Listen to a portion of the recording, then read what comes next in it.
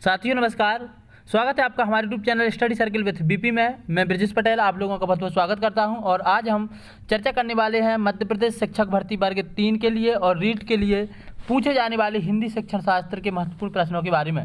दोस्तों, ये हिंदी शिक्षण शास्त्र का तीसरा पार्ट है। इसके पहले के 2 पार्ट आपको हमारे वीडियो की चैनल की प्लेलिस्ट में मिल जाएंगे। यदि आप ये सारे के सारे वीडियो देख लेते हैं तो गारंटी से आपके जो शिक्षण शास्त्र के प्रश्न आएंगे पूर्णतः आपके सही जाएंगे। तो बढ़ते हैं आज के पहले प्रश्न की तरफ और देखते हैं आज का पहला प्रश्न। दोस्तों, आज का हमारा पहला प्रश्न है, प्राथमिक स्तर पर बच्चों में लिखने का कौशल इस सीमा तक होता है कि वे, इसका हमें राइट आंसर बताना है। तो इसका राइट आंसर क्या है कि विभिन्न उद्देश्यों के लिए लिख सकें। मानक वर्तनी लिख सकें, ये जरूरी नहीं है। सुंदर अक्षर लिख सकें, ये भी जरूरी नहीं है। छोटी कक्षा में कहानी लिख सकें, छोटी कक्षा में कहानी नहीं बल्कि थोड़ी सी बड़ी कक्षा, कहने का मतलब आपका जैसे 5वीं से 8वीं की कक्षा में आते तो वो कहानी लिख सकें, लेकिन विभिन्न उद्देश्यों के लिए वो लिख सकें। ये प्राथमिक उद्देश्य होता है बच्चों के लेखन कौशल के विकास करने का। तो इसका राइट आंसर है ऑप्शन नंबर 4। बढ़ते हैं आज के अगले प्रश्न की तरफ, जो आज का हमारा अगला प्रश्न है, हिंदी भाषा के संदर्भ में एक महत्वपूर्ण उद्देश्य है। दोस्तों, इसका हमें राइट आंसर बताना है। तो इसका राइट आंसर है ऑप्शन नंबर 4, कही या लिखी गई बात को आलोचनात्मक दृष्टि से परख सके बच्चे के अंदर ऐसा गुण विकसित करना। क्योंकि इसमें जो 3 ऑप्शन बताए गए हैं कि हिंदी कहने या लिखी गई बात को सशब्द दोहराना, कही या लिखी गई बात को सशब्द दोहराना या लिख सके, ऐसा बिल्कुल भी नहीं है क्योंकि दोहराव की जरूरी नहीं है। शब्द भंडार का विकास भी प्रमुख उद्देश्य नहीं है या महत्वपूर्ण उद्देश्य नहीं है। व्याकरण के नियमों को विशेष जोर नहीं दिया जाता। मेन बात होती है कि जो बात कही गई है उसको आलोचनात्मक दृष्टि से, मतलब उसका समीक्षात्मक अध्ययन करके बच्चा बता सके। बढ़ते हैं अगले प्रश्न की तरफ। प्राथमिक स्तर पर हिंदी भाषा शिक्षण करते समय आप किस बिंदु पर सर्वाधिक बल देंगे?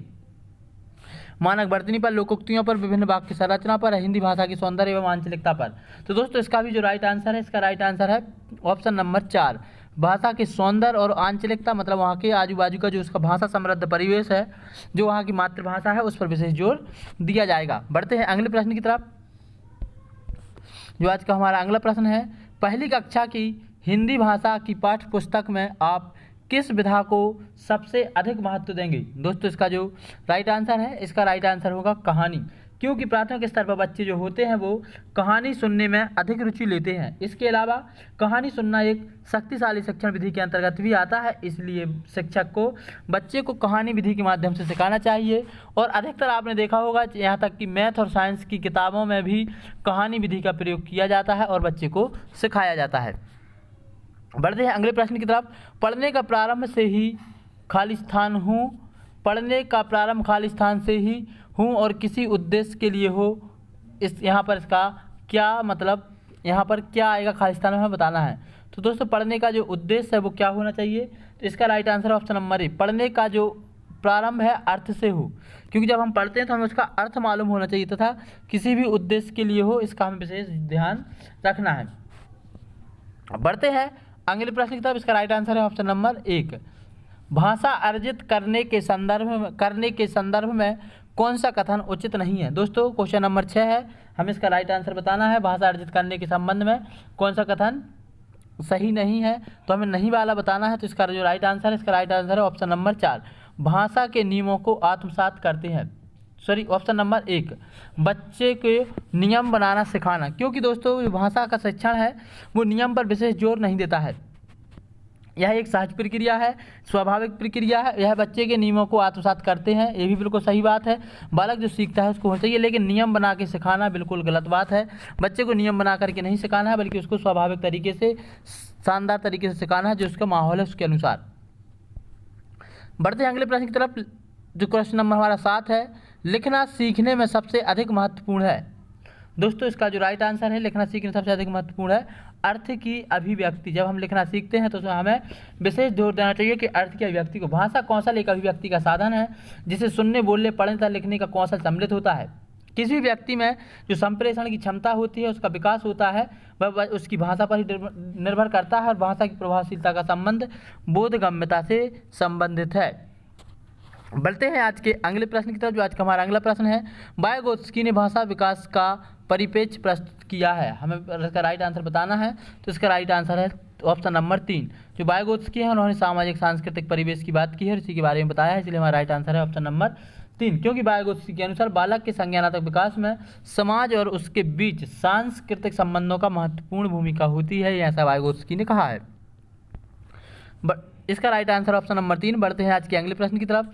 बहुभाषिक कक्षाओं में बच्चों को घर की भाषा को स्थान देने की दृष्टि से कौन सा कार्य सर्वाधिक प्रभावी है? हमें इसका राइट आंसर बताना है, कौन सा कार्य सर्वाधिक प्रभावी है। तो क्वेश्चन नंबर 9 का राइट आंसर है, इसका आंसर है ऑप्शन नंबर 1, अपनी भाषा में अपनी पसंद का कोई गीत सुनाओ। क्योंकि इससे क्या होगा, बहुभाषिक कक्षा में उसके घर की भाषा को स्थान देने की दृष्टि से सर्वाधिक महत्वपूर्ण है कि बच्चे को उसकी मातृभाषा में गीत सुनने के लिए कहा जाए, क्योंकि जो उसकी मातृभाषा है उसमें वह गीत सुनाएगा और ऐसे बहुभाषिकता का माहौल क्रिएट होगा और समृद्ध भाषा परिवेश बालक को मिलेगा। बढ़ते हैं अगले प्रश्न की तरफ। कक्षा 5 के बच्चे की हिंदी भाषा का आकलन करने के लिए कौन सा प्रश्न सर्वाधिक उपयोगी है? क्वेश्चन नंबर 10 का हमें राइट आंसर बताना है। हीरा समझदार था या मोती? क्यों? झूरी के कितने बैल थे? झूरी के बैलों के नाम बताइए। गया कैसा व्यक्ति था? इसका दोस्तों हमें राइट आंसर बताना है।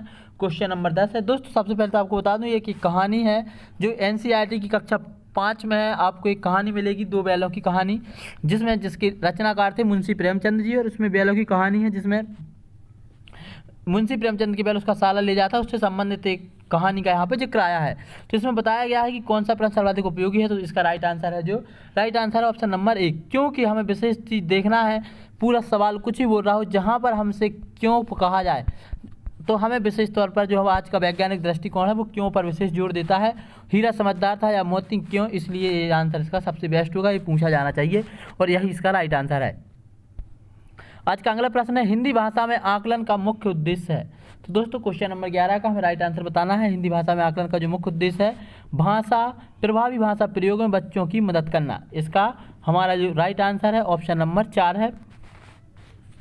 क्योंकि प्रभावी भाषा जो होती है वह बालक को, हमें यह पता चलता है कि बालक कहाँ पर है और क्यों अधिक ध्यान देने की आवश्यकता है। इससे बच्चे के आकलन होता है, कहाँ पर बच्चे से चूक हो रही है, उस हिसाब से हम आगे उस बच्चे को प्रिपेयर करें। इसलिए विशेष जोर पर प्रभावी भाषा के प्रयोग पर हमें मदद करना प्रमुख उद्देश्य होना चाहिए आकलन का। बढ़ते हैं अगले प्रश्न की तरफ।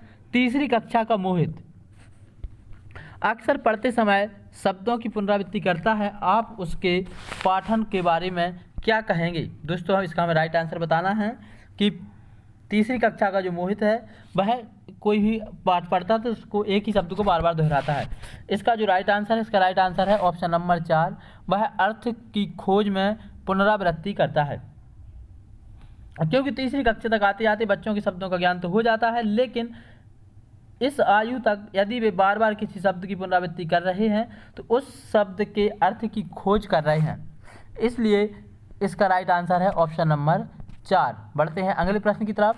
भाषा सिखाने की प्रक्रिया में सबसे कम महत्वपूर्ण है। दोस्तों क्वेश्चन नंबर 13 है आज का, इसका हमें राइट आंसर बताना है। तो इसका राइट आंसर है ऑप्शन नंबर 2, पाठ्य पुस्तक। भाषा सीखने की प्रक्रिया में सबसे कम महत्वपूर्ण क्या है? पाठ्य पुस्तक सबसे कम महत्वपूर्ण है। दोस्तों आप लोगों को आंसर और लगेगा, लेकिन बिल्कुल सही बात है। पाठ्य पुस्तक भाषा सीखने के लिए इम्पोर्टेंट नहीं है। इम्पोर्टेंट क्या है? उस भाषा का परिवेश क्या है, भाषा का आकलन क्या है, भाषा की शिक्षण पद्धति क्या है। दोस्तों चौथा मतलब पाठ्य पुस्तक भी महत्वपूर्ण है, लेकिन जो 4 ऑप्शन दिए गए हैं तो सबसे कम महत्वपूर्ण है पाठ्य पुस्तक, इसलिए राइट आंसर हो जाएगा ऑप्शन नंबर 2। दोस्तों आज का जो हमारा प्रश्न नंबर 14 है, भाषा शिक्षक के रूप में जरूरी है कि वे भारतीय भाषाओं की खालिस्तान को स्वीकार करें और समृद्ध साहित्य को खालिस्तान की दृष्टि से देखें।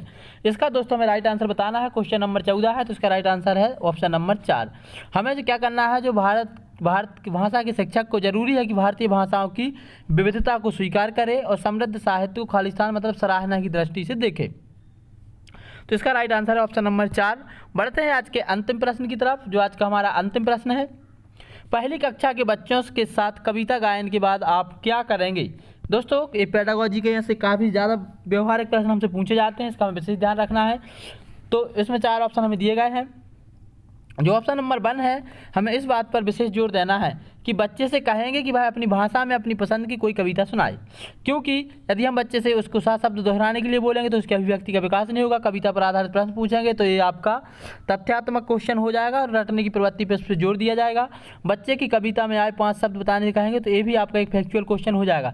जबकि हमें कॉन्सेप्चुअल क्वेश्चन पर विशेष जोर देना है, जहाँ से बच्चे के अंदर कॉन्सेप्ट का निर्माण हो, अनुभव का निर्माण हो।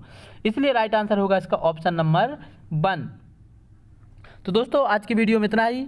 यदि आपको वीडियो सीरीज पसंद आए तो इसको लाइक कर लें, साथ ही हमारे चैनल को सब्सक्राइब कर लें। अंत तक वीडियो देखने के लिए सभी का बहुत बहुत धन्यवाद। जय हिंद।